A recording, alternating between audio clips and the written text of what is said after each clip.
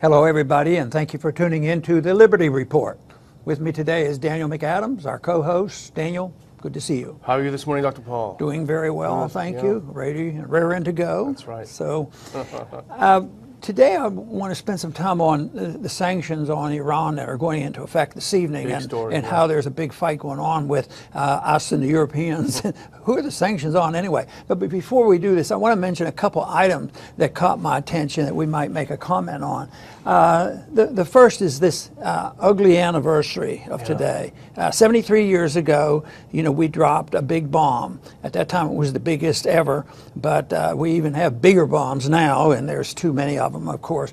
But it was a big bomb, Hiroshima, and it was said that it was necessary to end the war, and 140,000 people killed in one day, but a lot more people died later on, from injuries and not being counted and radiation problem.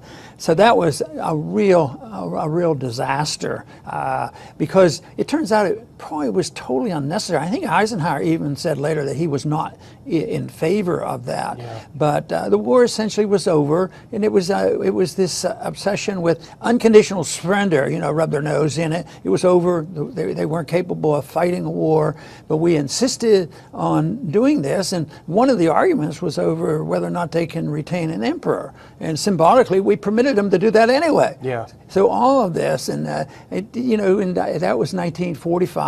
I was 10 years old, and I remember the episode and teachers explaining to me and the class it was absolutely necessary, to end the war. It was, the propaganda was there, and it took me a while. I don't know how old I was. Maybe it wasn't necessary, but it certainly is something people should pay attention to and raise the question, do we really need more nuclear weapons and bigger nuclear weapons? But it's on and on. There's no signs that the world's going to be getting rid of nuclear weapons anytime soon. It's just such a pattern. When the war hawks want a bomb, they'll give you an offer that you can't accept. Scott Ritter said that in our conference last year, and they did the same thing with Saddam Hussein. They made him an offer that he couldn't accept. They did the same thing in Serbia. Rambouillet made an offer that they couldn't accept because really what they wanted was war. The same thing happens there. The consequences are tragic. Unfortunately, it seems we haven't learned much from that. Right. Now, the other item I want to mention is something that made me chuckle a little bit, but it's also a sad story. And that is Maduro was droned. At least that's the story. There was a drone attack, and he was at a public forum. He was not killed. And the belief is that it was an assassination attempt. But within an hour or two, once I heard the news, immediately our friend John Bolton said, "We didn't do it. We didn't do it." And I thought, how many other countries immediately said, "We didn't do it, we didn't do it"? I didn't hear the Mexican government or the Canadian government or even, any country in Europe. We didn't do it, we didn't do it. But immediately, it really tells you something about what's going on. But I guess we still don't know exactly who did what, when, but I imagine there's a lot of people right now not too happy with Maduro. Yeah, you can imagine he may have done it himself to divert attention away from some of the problems they're having, but at the same time, as you say, it's a funny thing, the first thing that enters someone's mind when someone's getting assassinated, got to be the CIA. And of course, that's happened quite a few times over the years, and but we still have to be vigilant and make sure that the Russians never get involved with our elections. That's because right. They're hovering over us and they can control us. Wait. But anyway, let's talk a little bit about these sanctions. Not too long ago, we got out of the nuke agreement with Iran. Trump said he would do it. He did it. And he would put on the sanctions, and the day has come, midnight tonight. The sanctions are going on, and they're significant. But the interesting thing is, and we've mentioned this in some of our programs, is that the Europeans aren't too happy with it. They want to trade with them. But the big question is political in that, will the Europeans resist? Can they resist? Are they powerful enough to resist? Or will they obey us? Because, just minutes ago, I saw another article on this, that Trump is really threatening the Europeans. You will go along with this, and you will obey because we are king of the hill and we can punish you too. So Trump has not let up on this, which which sort of doesn't make a heck of a lot of sense, you know. But the Europeans are trying to figure out what they can do, and they're trying to come up with some resolution among themselves that will give them legal protection, not following our orders, that they still want to trade with them. The question is, can they really do it, and will they really do it? Is that going to have an effect, or is this grand talk? And the response, of course, came from Trump. Don't try it. Yeah. Don't mess with us. But nobody knows, you know, what the outcome will be, because, of course, we wouldn't have these problems to talk about and worry about if we had our way of trading. Everything would be bilateral. We'd be talking to them, and the Congress will have approval. We wouldn't have this mess. But right now, it looks like, you know, there's a contest going on. We as a country didn't want to go along with better arrangements with the Iranian government, so we attacked them and go back on our word, and then the Europeans don't like that. So whose side are we on? Now we're on neither side. It sounds to me like we're certainly not on the European side, because they're not too happy with it. So it'll be interesting to see what happens tonight and next week. But if these sanctions go on, you know, it's once again, punish the people of Iran, drive them further away from us, and don't let them talk to us at all. You know, they are our enemies, and unfortunately, Trump's been pretty consistent on this. He has said this for a long time now. We don't like these Iranians. I was going to say, you almost sounded like Trump. I think we have a tweet that he put out a couple days ago where he said that exact thing. Almost. Here he goes. Iran and its economy going very bad and fast. I will meet or not meet, it doesn't matter. It's up to them. So he's almost happy about it. But the thing, Dr. Paul, is so funny, is it's so bizarre, not funny. But usually, as stupid as sanctions are, usually there's a trigger. Country A does something that country B is angry about, so country B puts sanctions on country A. In this case, nothing has changed. Iran didn't do anything, but these sanctions kick in for no reason. They're absolutely illogical and irrational, and the Europeans, as you point out, are trying to figure out what to do to block them. But I've got a sort of a summary of the 6 areas of sanctions that will kick in tonight, and I have a bonus question for you afterward. Whoa. So get ready. First, sanctions. These are what's going to be sanctions: purchase or acquisition of U.S. dollar banknotes by the government of Iran. Iran's trade in gold or precious metals. Direct or indirect sales, supply, or transfer to or from Iran of graphite, aluminum, steel, coal, software for integrating industrial processes, etc. Significant transactions related to purchase or sale of Iranian rials. Iranian sovereign debt. And the automotive sector. That second one kind of caught both of our attention. Gold? Yeah, that's interesting. But before I talk about gold, the universal money, is you said nothing really has happened to cause them to put on sanctions, but in a way, what you're inferring is something negative, and they're going to punish somebody. But something positive happened. We've actually opened up arrangement. We've been trading with them. The Europeans like it. Yeah, so that's the whole true. story. That's true. It's not only that they didn't do anything bad; they were moving in the right direction. But anyway, no, the gold. And it's interesting they put on them. So maybe Trump is doing us a favor here. He's recognizing gold is money. He should be arguing with Bernanke. Yeah. Bernanke says gold is not money, but why are they saying you can't trade? Because they darn well know that gold is money, and it's been known for a long time. But you know, when we had financial problems in the 30s, what did they do with gold? We immediately, the FDR took the gold away from the people. So it's always been a political and economic weapon. At the same time, when the people really have to resort to something, it is gold. And I think the Iranians are sympathetic to gold because they know, you know, the challenge of the dollar hegemony, and that someday they'd like to participate in an alternative. And right now there are several countries that are buying gold and using it possibly for a reserve currency, but only time will tell.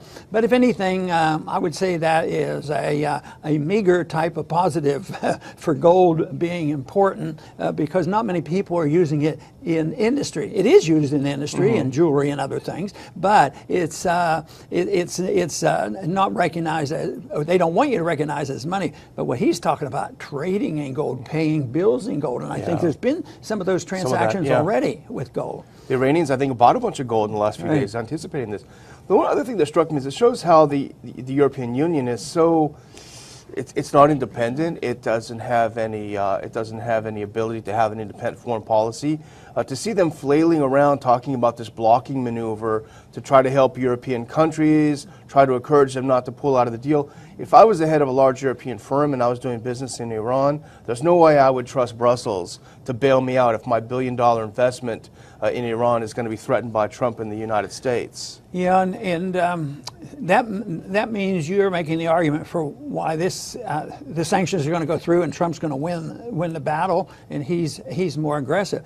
But someday there will come a time when our ability financially and militarily won't be quite the way it is now. Right now, we're still king of the hill. We have the dollar as the supreme currency of the world, and most likely they are in the driver's seat, and they will be able to do this.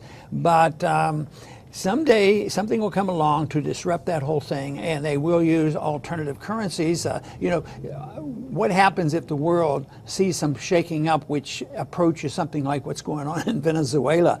People aren't going to worry about sanctions on the dollar and other things. For now, though, it looks like we will be in charge. And generally speaking, the Europeans aren't and haven't been willing to stand up to all the shortcomings of our foreign policy, because we were part of their problem with the migrants. I mean, we stirred up the trouble in the Middle East. But we'll take care of them, send them in, but don't send them to us, and we'll let you have them in Europe. So it is, of course, I think this is a reflection of how insignificant the EU is, and I never thought it could work. But I think of unions as coming together voluntarily, free trade and travel, but putting them together and having a government above them and telling each country what to do and having a universal currency like the euro controlled by the Germans,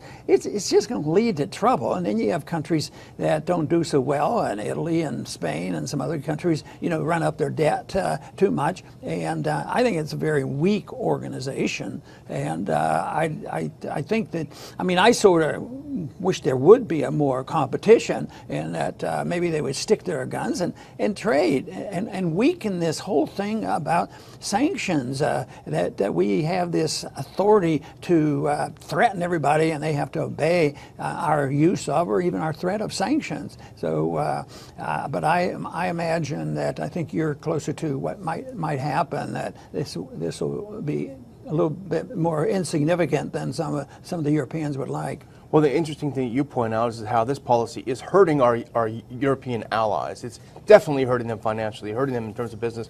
But as always with moves like this, there are unintended consequences. And this is what I find fascinating. I was thinking about this earlier, is it's opening up great market opportunities for other countries. The Chinese, and you probably saw this on Zero Hedge today, they're furious with Trump. They're very angry about this trade war. They're not going to go along with the Iran sanctions. This, to me, looks like a golden opportunity for China to take advantage of the stupidity of the Trump policy and the ineptness of the European Union. And I was looking. So they need a lot of planes in Iran, and now they bought a couple of quick ones before the sanctions kicked in. They need more commercial airliners. There's a Chinese company called Comac that's just kind of starting up. It's making commercial airlines. They currently use the GE consortium for engines, for the motors for the planes. But who knows? Maybe they'll develop their own. They seem to be able to do things like that. What about cars? The car industry was singled out. The Europeans are currently selling quite a few cars in Iran, believe it or not, and they were planning a lot of manufacturing plants in Iran. I think that's going to be gone. But what's China going to do? I see it as golden opportunity. They already sell 11 marks in Iran, car marks in Iran. They signed a deal in 2016. A Chinese firm, Brilliant, signed a deal to sell cars in Iran. Seems to me like the Chinese are just going to walk in the door saying, hey, thanks a lot, Trump. Yeah, and the other thing that Chinese are doing right now that sort of gets Trump's goad is this currency warfare. First it was a trade fight, now it's a currency fight, and the Chinese and Trump's already many times threatened, don't you come up with a weak currency. Of course, we manipulate our currency more than anybody else because we have the reserve currency, and we had low interest rates is usually synonymous with a weaker currency. So we had it down there, down at zero for a long time. But now China's playing hardball with the currencies too. But China still has their problems. They have an inflationary climate there, and they'll have to have some corrections for their malinvestment. And they've accumulated debt, and we can handle our debt because we're still right now privileged. But ultimately, the debt will have to come down, and this warfare will go on. But you're right; they have some opportunities that, and we're in a lot of countries in Africa, but and we're there militarily, wasting money and wasting resources. China's in Africa, and they have a lot of nerve. They're acting like capitalists. Maybe they're state capitalists, but they're acting like capitalists. They actually buy businesses and they have controls of minerals in Africa, which is more like what the United States used to do. But now the Chinese are acting differently. But they still have a few hurdles. If you read Jimmy Rogers, he would argue the case for China that they are strong enough and in a position where they will move in the direction that you suggested. And speaking of Chinese capitalists, I'm sure you saw this. Jack Ma, the great Chinese capitalist industrialist, said, how stupid the U.S. is. You've wasted trillions on your military. You should be building your infrastructure. I thought that was a great one. Well, the other thing, I guess, if we're getting ready to close out, the last thing I would just say is interesting how these sanctions may hurt. And I just was looking at a piece before we started, may hurt some of our stabilizations efforts in Afghanistan, because there's a joint project with Iran putting together a port in Afghanistan. So we may actually be hurting our own foreign policy in a place where we say it matters. But I would close by saying, if you're not a subscriber to the Ron Paul Institute updates, I do a sort of a weekly update to everyone. It's ronpaulinstitute.org. Go there and just hit subscribe. This week I'm going to be writing about a very surprising spate of Twitter bannings. People in the anti-war movement who've been banned from Twitter. So it's a big controversy, and I'll be exploring it in a piece that I do later today for our subscribers. Dr. Paul? Oh, very good. And once again, I think an incident like what's going on now with trade with the Europeans and Iran is typical of managed trade, too much intervention, unsound currencies. But it also is a time when we can point these things out, that we can offer different solutions and try to explain what free trade is really all about and why you need to have sound currencies. But right now, it'll be interesting to see what happens tonight. My guess is probably no fireworks. I don't know whether there'll be big moves in the market tomorrow, whether it's in gold or stocks or anything else. But tonight, when these sanctions go into effect, they could eventually lead, because it's not settling things. It's just further perpetuating the rocky relationship we've had with Iran, which has happened this last year or so. And so it hasn't improved things in any way that I can see. And even when people do something, some people might ask, and I have been asked about the nuclear arrangement with Iran. Why would I be sympathetic with maintaining it rather than walking away from it? And because I don't even believe in it, I wouldn't have had that as a solution. But it was a movement in a direction where countries were talking to each other, and there was going to be more trade, and it was beneficial. So I've always looked at it, if you are moving in that direction, even though you still are incorporating something that already exists, you don't have a whole lot to work with. If you say, well, this is what we have, I'm not going to do anything until we have perfect freedom. Well, it's not. That doesn't work that way. So right now, I think this fight that's going on between the Europeans and Iran and us is not moving in the right direction. Let's hope they read a little bit of Rothbard and Mises soon and understand what free trade is real about and what liberty means for all of us. I want to thank everybody for tuning in today to the Liberty Report.